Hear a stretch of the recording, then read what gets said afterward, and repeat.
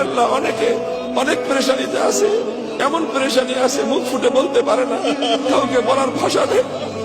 আল্লাহ আপনি তো ওই জান, আপনার কাছে বলার জন্য কোনো ভাষার প্রয়োজন হয় না, আপনাকে বলার জন্য কোনো কথার প্রয়োজন হয় না।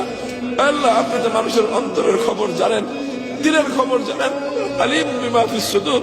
আল্লাহ কোন পেরেশানি কারো দিলে যদি থাকে, দুনিয়াতে শুনবার কেউ নাই, বলবার কোনো জায়গা নাই, আল্লাহ একমাত্র মানজা আপনি। আল্লাহ আপনার কাছে সকলের পক্ষ থেকে আমরা আল্লাহ সেই পেরেশানিগুলির কথা বলতেছি।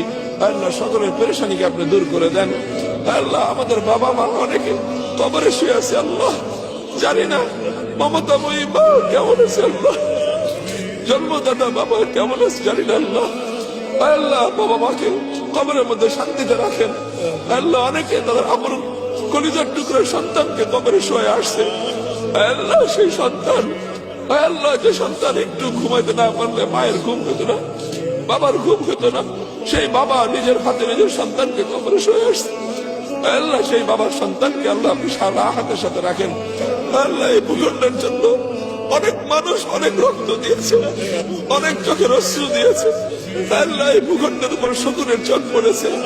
আল্লাহ শত্রুর হাত থেকে, চক্রান্তকারীদের হাত থেকে আল্লাহ আমাদের দেশের প্রতি ইঞ্চি মাটিকে আপনি হেফাজত ফরমান।